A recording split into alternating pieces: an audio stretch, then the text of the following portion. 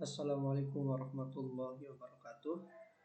Seperti yang sudah kita ketahui bahwasanya kemarin 30 November 2022 dari Direktorat PMPK sudah merilis e-raport untuk kurikulum Merdeka, dan kemudian kita akan mencoba mereview kembali materi yang disampaikan terkait launching e-raport untuk kurikulum Merdeka. Kita akan mereview di YouTube-nya Direktorat PMPK.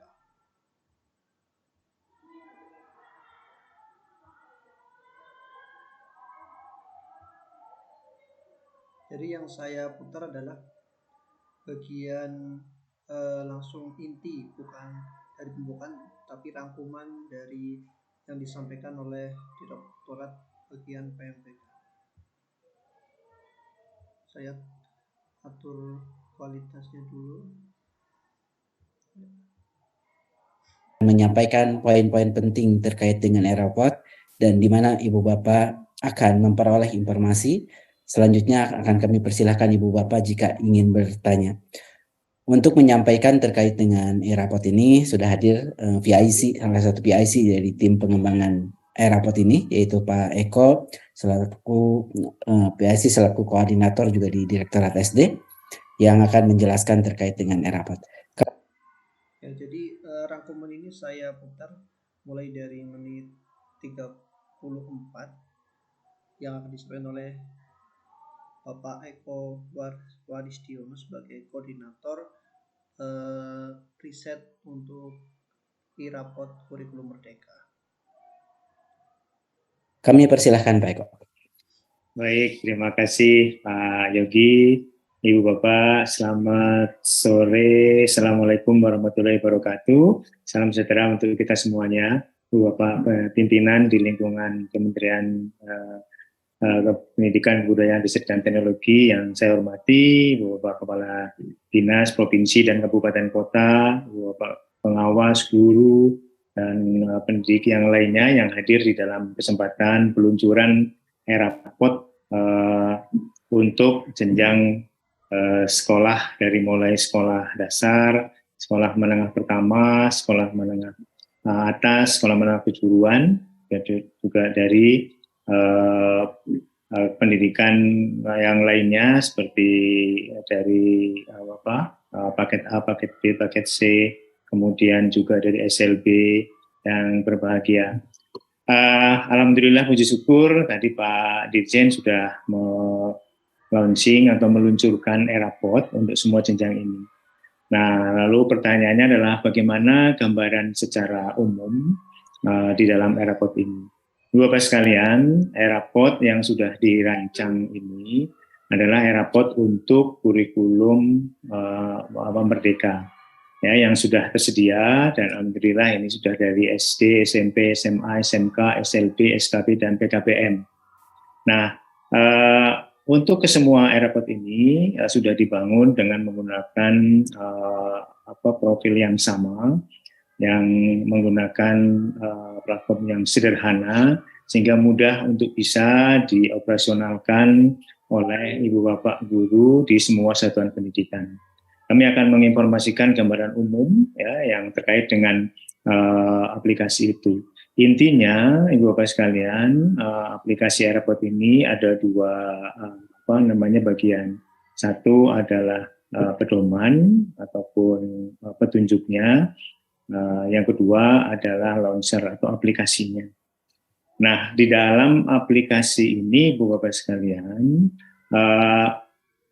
ada peran-peran yang bisa menggunakan e-raport ini untuk semua jenjang. Siapa saja yang berperan menggunakan aplikasi ini? Pertama adalah ada istilahnya sebelumnya, Mas, belum.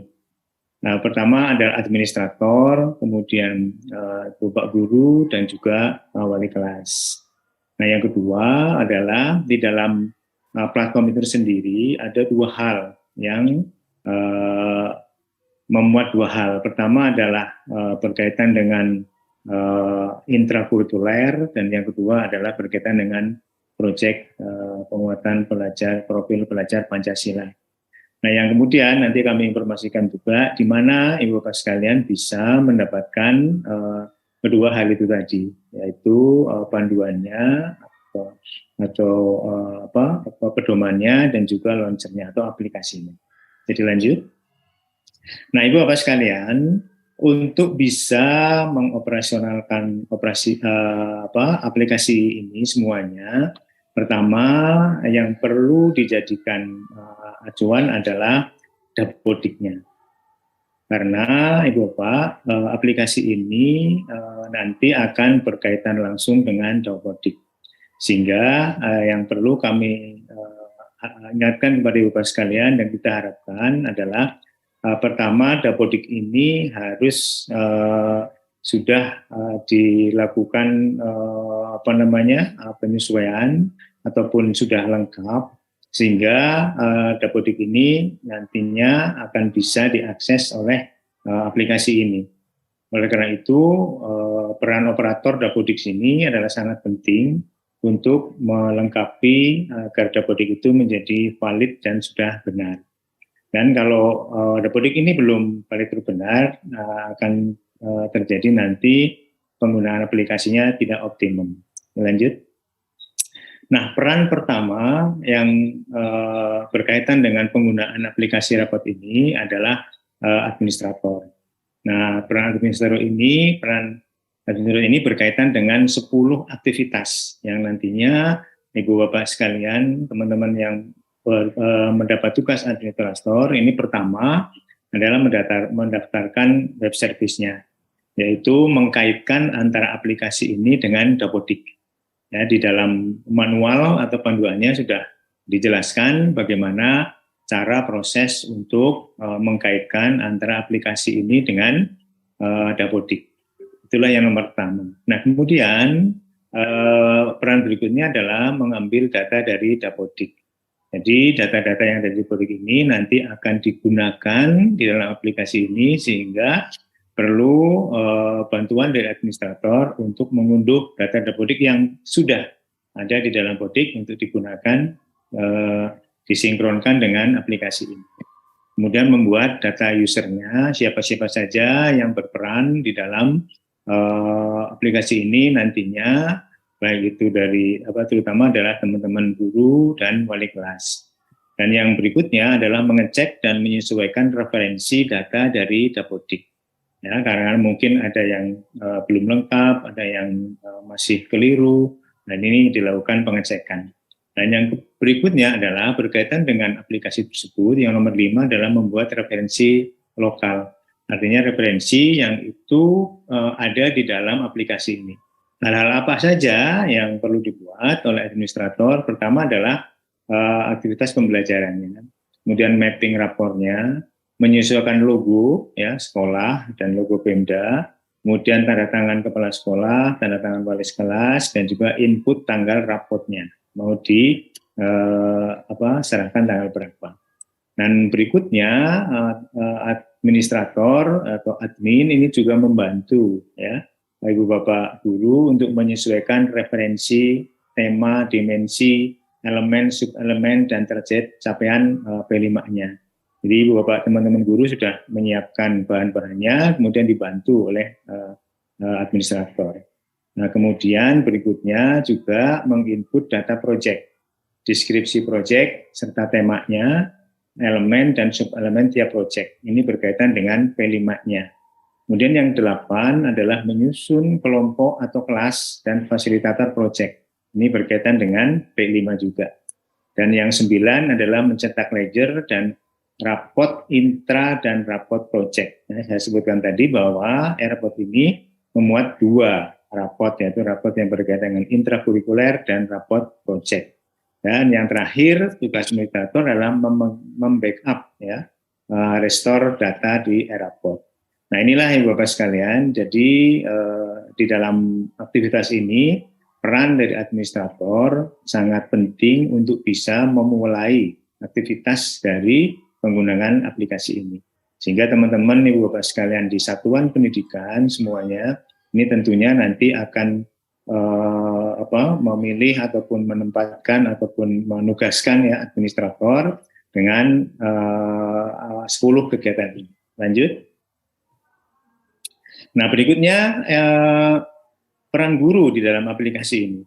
Jadi Bapak, teman-teman guru, setelah tadi administrator sudah memetakan ya siapa saja yang ditugaskan ataupun siapa saja yang nanti berperan di dalam aplikasi ini, peran pertama adalah teman-teman guru, yaitu menginput tujuan pembelajaran yang telah disusun. Jadi tempatnya sudah ada, teman-teman guru tinggal menginput. Dan kemudian yang kedua adalah menyiapkan hasil penilaian. Jadi penilaiannya itu yang sudah disampaikan tadi oleh Pak Kepala Badan bahwa kita menginputnya hanya satu nilai akhir, ya, nilai akhir saja yang dibuat oleh Pak Guru. Hingga nomor 3 di sini adalah mengolah dan mengirim nilai akhir. Ya, nilai akhir cukup nilai 1 saja.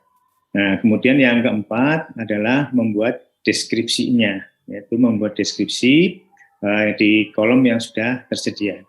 Nah, deskripsi didapat dari pemilihan tujuan pembelajaran mana yang sudah tercapai dan mana yang belum tercapai.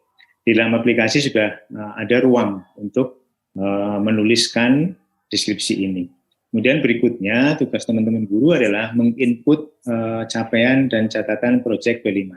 Jadi tadi adalah yang nomor 4 ini adalah berkaitan dengan rapot yang intrakurikuler, yang nomor 5 ini adalah untuk yang P5.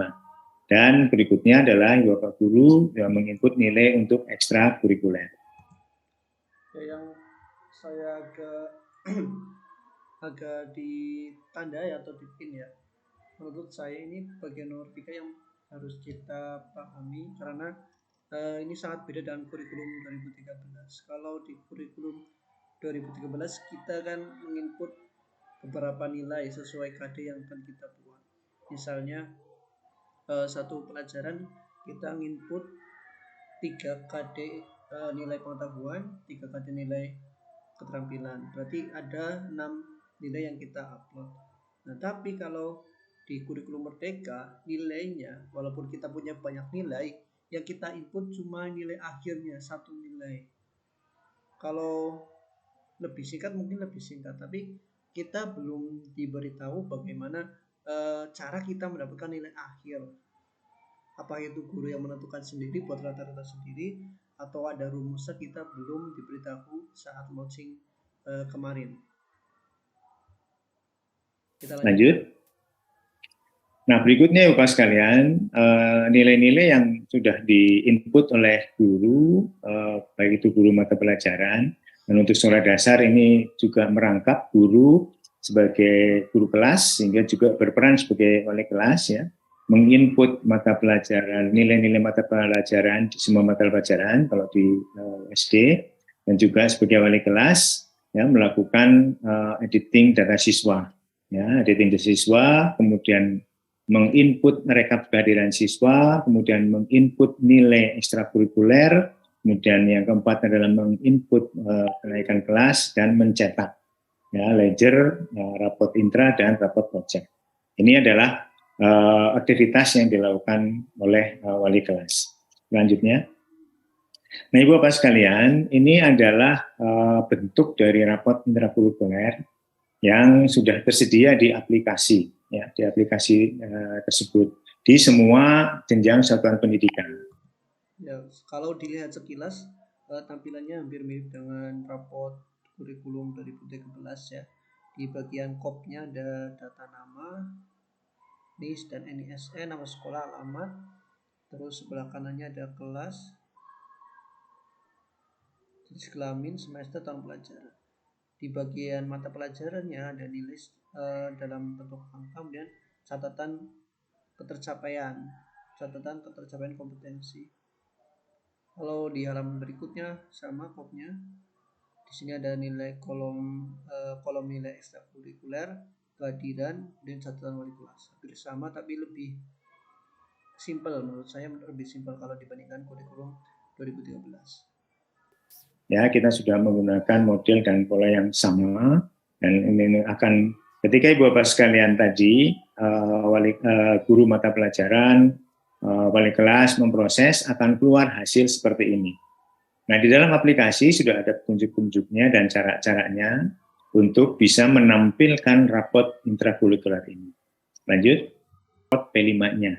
Hal yang sama juga dengan rapot P5 ini, di dalam aplikasi sudah tersedia tombol-tombol yang di sana nantinya akan mengarahkan Ibu Bapak wali kelas untuk melakukan pencetakan rapot P5.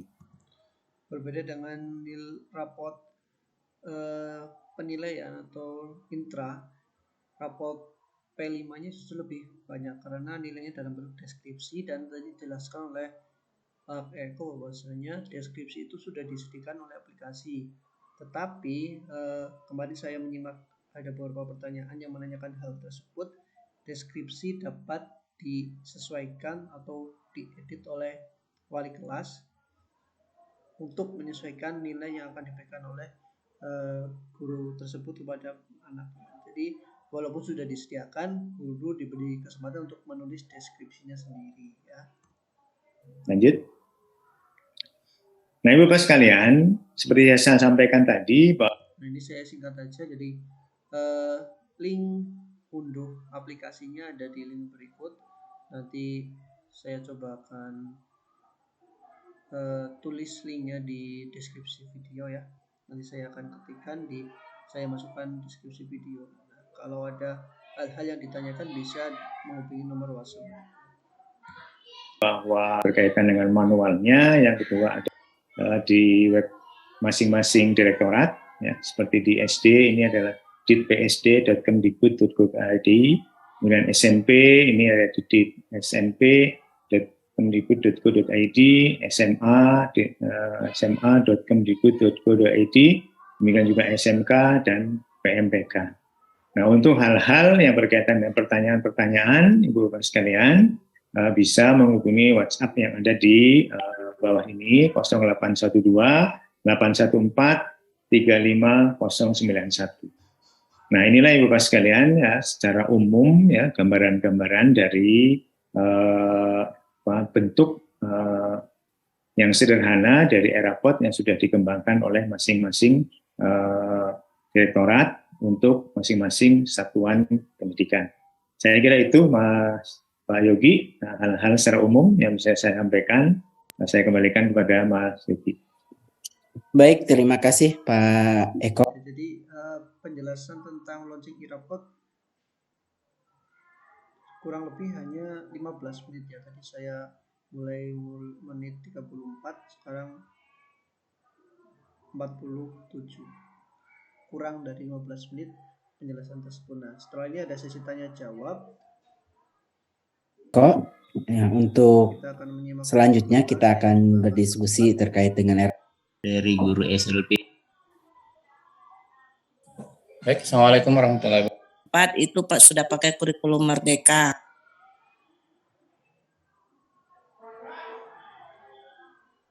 Kan Pak Eko.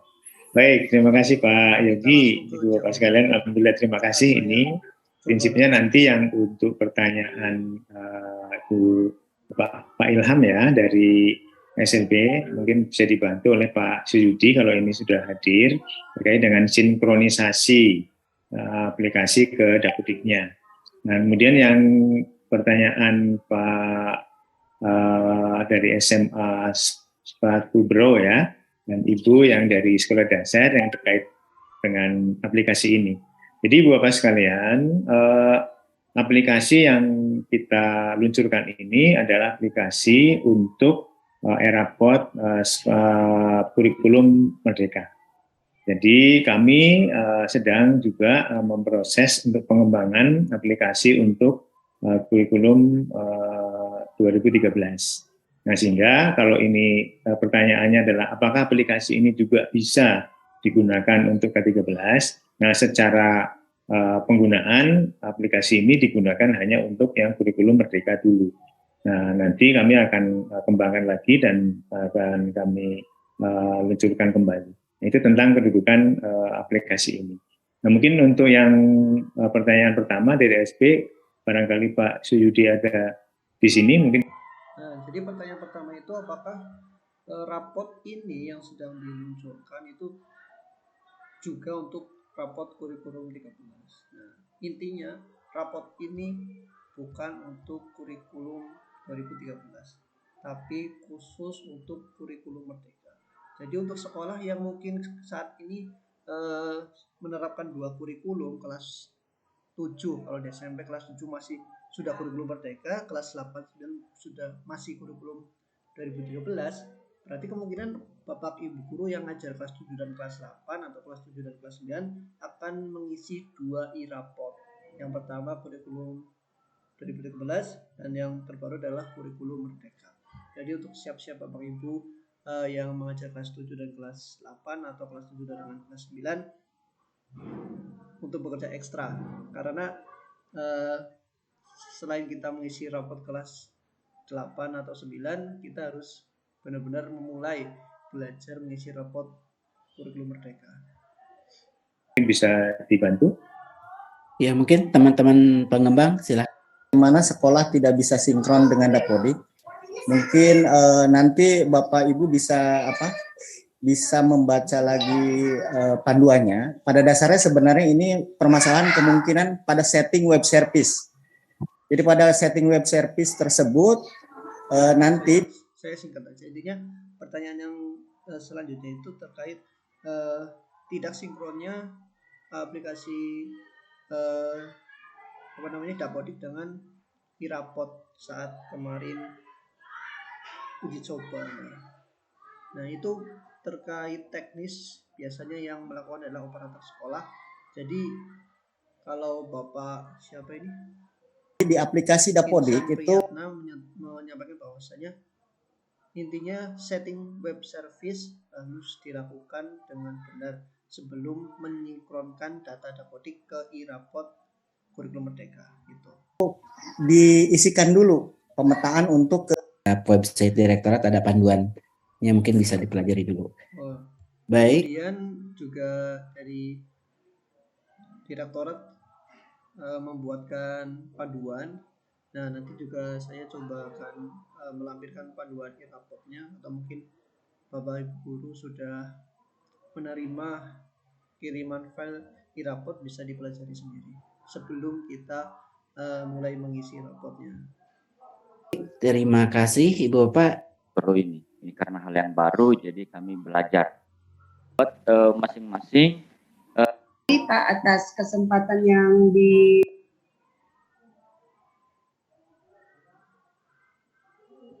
deskripsi dari subelemen itu kita yang bikin atau sudah ada dari aplikasinya ya. Terus yang bentuk penilaiannya yang saya lihat di sini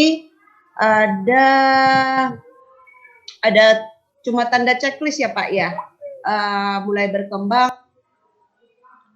Saya persingkat nanti ininya narasi-narasinya seperti apa nanti, baik untuk intra maupun untuk untuk nomor 5 tadi untuk SLB mungkin nanti bisa dibantu juga pengembang SLB perolehnya di mana dan juga bagaimana nantinya ya. Silakan Pak Eko. Baik, terima kasih. Ini Pak Johan ya, tadi yang pertama ini berkaitan dengan dua aplikasi ya, kurikulum Merdeka dan kurikulum 2013. Ini memang berbeda aplikasi ya, sendiri-sendiri, sehingga nanti admin ataupun operator di satuan pendidikan ini bisa menempatkan aplikasi ini pada server yang paling aman, yang tidak memungkinkan itu timbul bentrok ya antara kedua aplikasi ini. Nah, nanti secara teknis barangkali tim pengembang bisa memberikan gambaran penjelasan ya, potensi-potensi seperti apa yang akan terjadi apabila dua aplikasi ini dalam satu server, seperti pertanyaan Ibu Simbolen tadi ya, berkaitan dengan kedua aplikasi ini dalam pemanfaatan. Intinya, Pak Johan, aplikasi yang sekarang dikembangkan di semua mata pelajaran ini adalah aplikasi untuk kurikulum Merdeka. Nah, sehingga nanti kalau sudah mendapatkan launchernya ini, dicoba dulu di dalam servernya, Kalau nanti timbul permasalahan-permasalahan teknis, bisa menghubungi tim kami untuk bisa diberikan solusi-solusi teknisnya. Ya, di dalam aplikasi itu sudah tersedia nanti helpdesk-nya seperti tadi akan dari SLP sampaikan. Nah, kemudian Bu tadi terkait dengan kolom ataupun tempat untuk membuat deskripsinya. Jadi pertama, untuk semua aplikasi ini yang di-input hanyalah nilai akhir. Kalau istilahnya itu nilai jadi. Nah, jadi ini dijelaskan lagi, tadi ada yang bertanya, intinya nilai cara isi nilainya bagaimana, deskripsinya sudah disediakan atau tidak. Intinya yang kita input adalah nilai akhir. Seberapapun kita punya nilai, yang kita input adalah nilai akhir. Kemudian deskripsinya sudah disediakan, tapi ada opsi guru yang menginput bisa mengedit deskripsi sendiri, tidak harus sesuai dengan pilihan yang ada di aplikasi. Intinya itu nilai yang matang gitu ya. Nah, prosesnya untuk menghasilkan nilai tersebut itu dilakukan oleh Bapak guru. Ya. Prosesnya untuk mendapatkan nilai akhir dilakukan oleh Bapak Ibu guru. Jadi tidak ada pedoman khusus untuk mendapatkan nilai akhir. Terserah Bapak Ibu guru bagaimana. Menggunakan model metode apa. Nah, metodenya apa terserah. Ketika sudah apapun juga, nah ketika sudah jadi satu nilai dan itu akan dijadikan sebagai nilai raport, maka dimasukkanlah, diinputkanlah nilai raport itu. Jadi tadi yang saya sampaikan, ya kalau teman-teman dari SD itu mungkin ya oleh guru kelasnya, di SMP, SMA, SMK karena mata pelajaran sehingga oleh guru-guru mata pelajaran. Hingga tinggal menginput saja nilainya. Nah, berikutnya di samping nilai itu ada di sebelah kanannya itu ada kolom untuk menuliskan deskripsi. Nah, deskripsi ini ada dua, deskripsi yang sudah ada di dalam aplikasi. Nah, kemudian Ibu Bapak sekalian tinggal mengecek apakah deskripsi itu sesuai dengan capaian-capaian yang sudah dilakukan oleh peserta didik. Nah, kemudian kalau Ibu Bapak juga ingin melakukan perubahan, itu tersedia pilihan untuk melakukan penyesuaian atau perubahan. Sehingga di sini akan memudahkan Ibu Bapak sekalian untuk melakukan modifikasi. Ini berlaku untuk semua aplikasi jenjang itu. Itu di kolom tentang deskripsinya. Nah, deskripsi ada dua pilihan, mau sesuai aplikasi atau buat deskripsi sendiri. Itu kan intinya. Nah, tentang yang SLB barangkali nanti teman dari SLB bisa menjelaskan lebih lanjut. Saya kira itu Mas. Intinya itu untuk peluncuran kurikulum Merdeka. Jadi kita nantikan info terbaru dari Dinas Direktorat Pendidikan Budaya Riset dan Teknologi. Dan semoga kita semua sebagai Bapak Ibu guru di seluruh Indonesia bisa segera